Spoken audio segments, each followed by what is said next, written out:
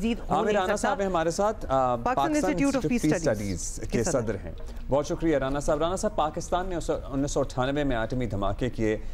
किसी हद तक इसकी एक भारी कीमत भी हमने अदा की, लेकिन ये फैसला जिन्होंने किया मानना पड़ेगा कि इन धमाकों के बाद पाकिस्तान और भारत के दरमियान एक जंग का ख़तरा ख़त्म हो गया, लेकिन अब फिर मंडला रहा था अभी 1 हफ्ते पहले, 2 हफ्ते पहले। तो क्या हम इससे डिटर्मिन करें, जंग का ख़तरा ख़त्म हो गया? Would you agree? देखिए, अभी तक तो ऐसे लगता है कि पाकिस्तान और ने जो एटमी धमाके किए थे उसके बाद इस इलाके में ताकत का एक नया तवाज़ुन कायम हुआ था। अभी जो हालिया कशीदगी पाकिस्तान और भारत के दरमियान हुई और मामलात तो काफ़ी आगे तक जा चुके थे और ऐसा लग रहा था कि दोनों मुल्क जो है वो एक बड़ी जंग के धाने के करीब पहुँच गए हैं। तो उस वक्त अचानक से ही जो है सरप्राइजिंगली एक मूव हुई और दोनों मुल्कों ने जो है सीज़ फायर का ऐलान किया। अच्छा, ये भी बताइएगा कि अमेरिका और कुछ और मगरबी ताकतों के सख्त तहफ़्फ़ुज़ात के बावजूद गुज़िश्ता 26 सालों में पाकिस्तान ने हर लम्हा ये साबित किया है कि हम एक ज़िम्मेदार एटमी क़ुव्वत हैं। आप समझते हैं कि जिससे भी जहाँ भी तहफ़्फ़ुज़ात थे, इतना वक्त गुजरने के बाद अब वो दूर हो चुके होंगे, अब वो ज़रा मुतमईन हो गए होंगे? ज़ाहिर है कि इसमें अमेरिका की और पाकिस्तान के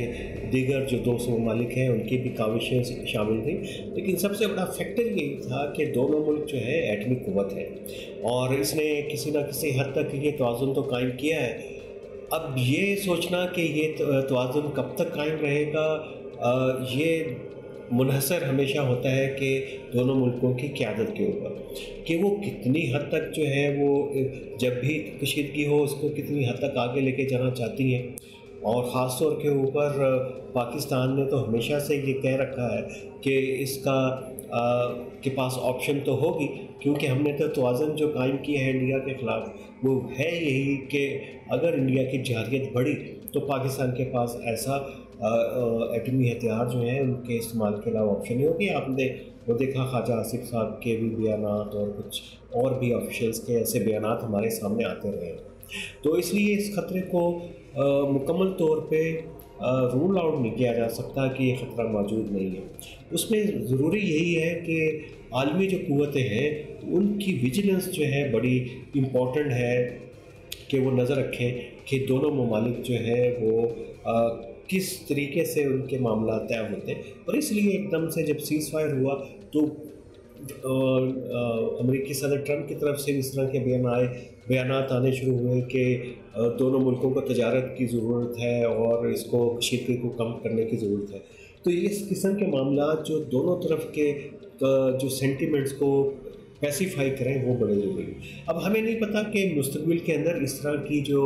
इंटरनेशनल जो मुदाखलत है, मीडिएशन है, वो दस्तयाब होगी या नहीं होगी, लेकिन इस मरतबा तो मौजूद थी। जहाँ तक आपके सवाल का ताल्लुक है कि पाकिस्तान का जो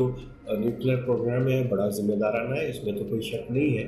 और पाकिस्तान ने एक मल्टी लेयर्ड जो है इसको तहफ़्फ़ुज़ के लिए, इस प्रोग्राम के लिए जो है एक सिस्टम को मुरतब किया हुआ है। इसके कई इदारे हैं, इसके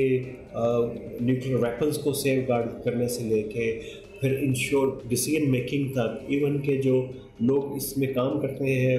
उनकी जो स्क्रूटनी तक बड़ा एक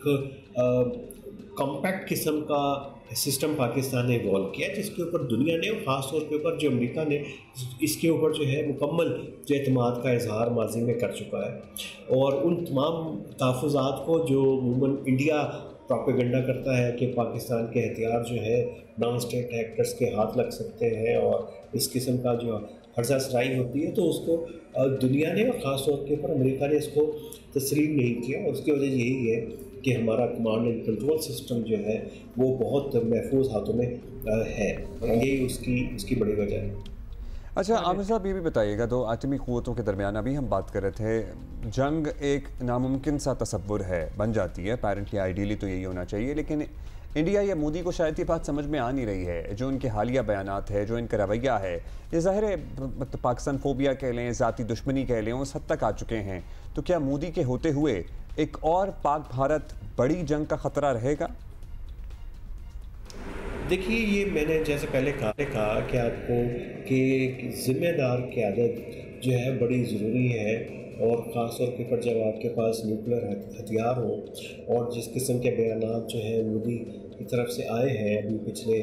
1-2 रोज़ के अंदर, और जंग के बाद उन्होंने अचानक से जो एक पेंट्रा बदला है, ज़ाहिर है उसका एक कॉन्टेक्स्ट है, वहाँ पे इलेक्शन है, रियासी इलेक्शन है, उसका कॉन्टेक्स्ट तो समझ आता है, लेकिन ये प्रवोक करते हैं सेंटिमेंट्स को, और जो थ्रेट परसेप्शन होती है मुख्तलिफ मुल्कों की उसके ऊपर भी असरअंदाज होते हैं। और पाकिस्तान मुसलसल कोशिश कर रहा है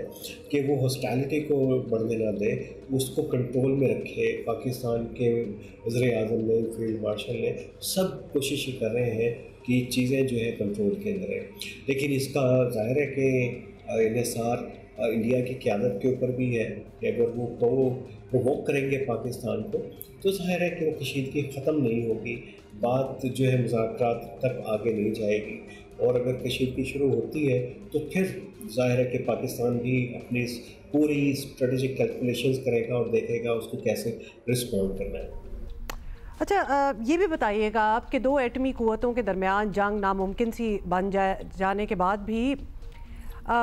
अच्छा जी, हमारा राब्ता जो है वो ज़रा ख़त्म हो गया आमिर राना के साथ। Will try again, but thank you for being with us.